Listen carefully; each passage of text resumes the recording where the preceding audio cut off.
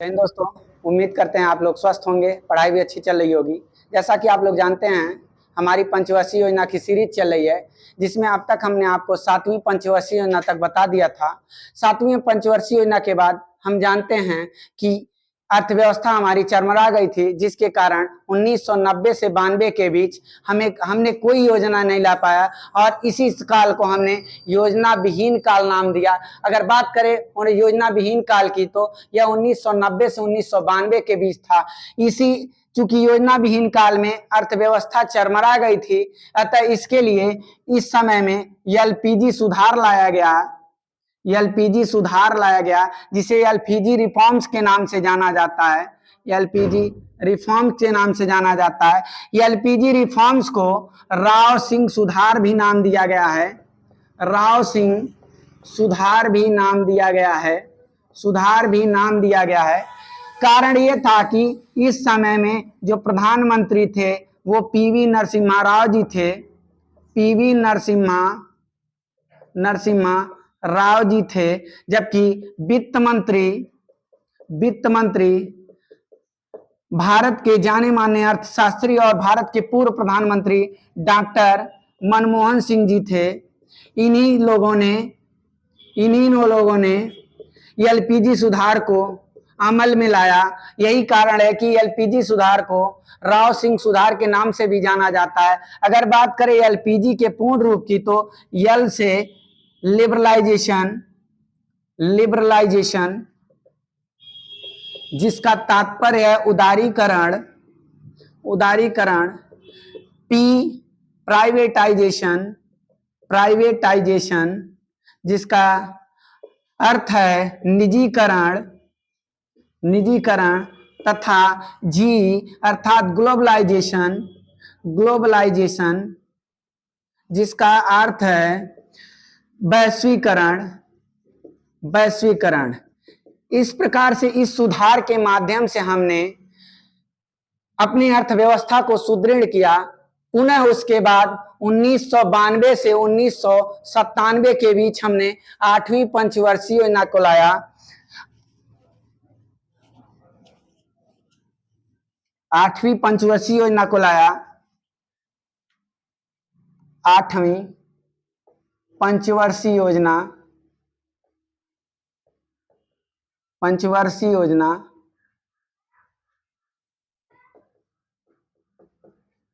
जिसका कार्यकाल 1992 से लेकर 1997 तक था। अगर बात करें इसके उद्देश्य की, तो इसका उद्देश्य था मानव संसाधन का विकास, डेवलपमेंट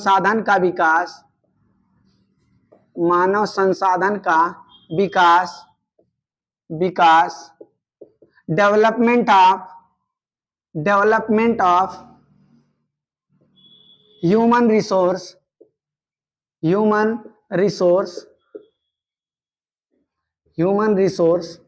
अगर बात करें इसके मॉडल की, तो इसका मॉडल था जॉन डब्ल्यू मिलर मॉडल। अगर बात करें इसके आर्थिक वृद्धि दर की, तो हमने पहले आपको 2 तरीके से आर्थिक वृद्धि दर को बताया। एक हमारा लक्षित होता था, दूसरा हमारा प्राप्त। तो इसमें लक्षित वृद्धि दर की बात किया जाए तो हमने 5.6% निर्धारित किया, जबकि प्राप्त की बात किया जाए तो 6.8% प्राप्त किया। इस प्रकार से कह सकते हैं कि यह पंचवर्षीय योजना हमारी सफल पंचवर्षीय योजना थी। अगर बात करें इसके प्रमुख कार्यक्रमों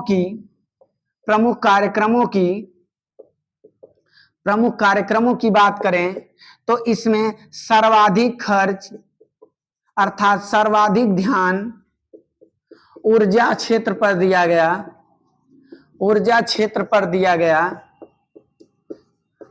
दिया गया। यही वो समय था जब प्रधानमंत्री रोजगार योजना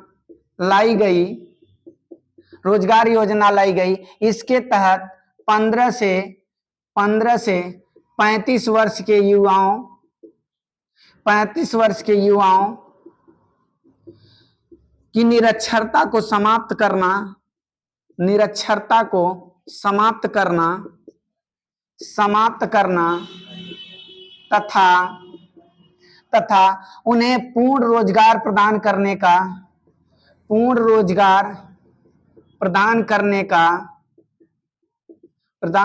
का संकल्प लिया गया। यदि इसके बाद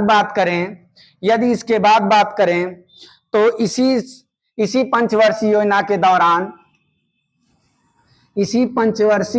के दौरान प्रधानमंत्री रोजगार सृजन कार्यक्रम चलाया गया। प्रधानमंत्री रोजगार सृजन कार्यक्रम चलाया गया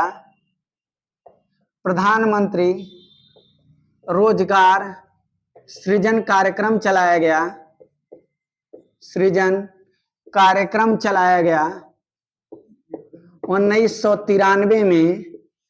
और इस कार्यक्रम के द्वारा ऋण प्रदान करके रोजगार को सृजित करने का प्रयास किया गया।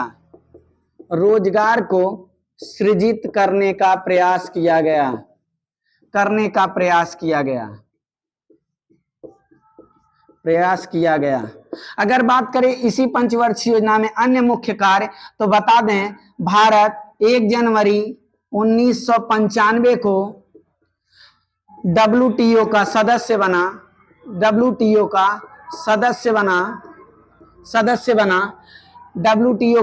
बना अर्थात वर्ल्ड ट्रेड ऑर्गेनाइजेशन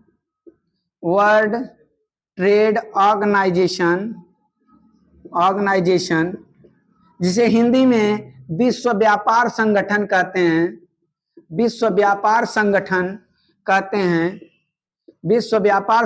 कहते हैं। इसका हेडक्वार्टर जो है जेनेवा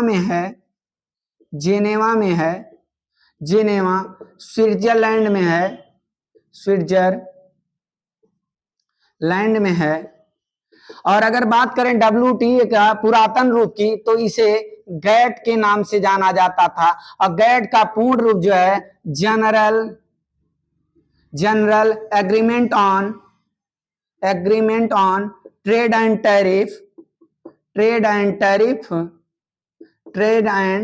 टैरिफ था, जो 30 अक्टूबर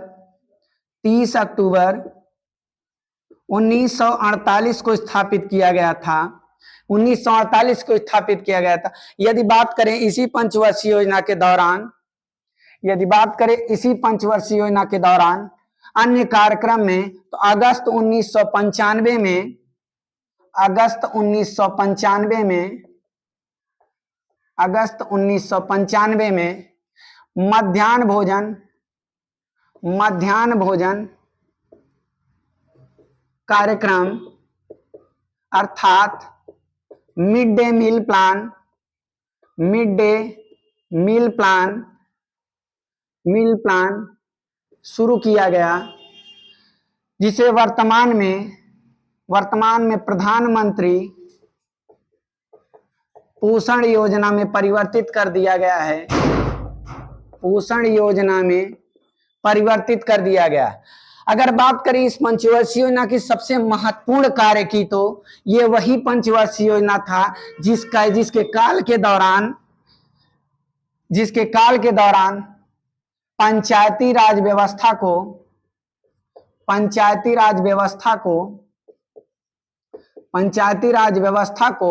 संवैधानिक रूप प्रदान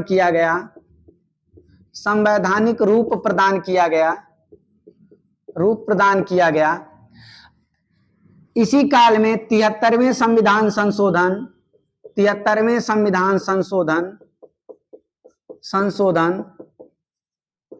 1992 को एक विधेयक लाया गया, जिसे पारित करके 24 अप्रैल 1993 को ग्राम पंचायत अर्थात ग्राम पंचायत अर्थात पंचायत राज व्यवस्था स्थापित की गई। जबकि इसी पंचवर्षीय योजना के दौरान नगर पंचायत की भी अवधारणा को लाया गया, जिसे 74वां संविधान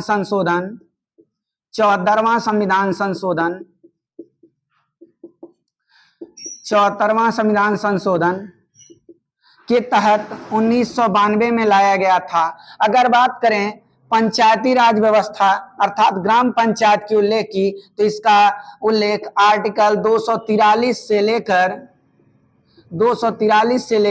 243 ओ तक है। अर्थात 16 अनुच्छेदों के अंतर्गत, कुल 16 अनुच्छेदों के अंतर्गत 29 विषयों के तहत ग्राम पंचायत की अवधारणा को परिकल्पित किया गया है। जबकि नगर पंचायत की बात किया जाए तो इसका उल्लेख आर्टिकल 243 पी से लेकर 243 ZG तक है, जिसमें कुल 18 अनुच्छेदों के अंतर्गत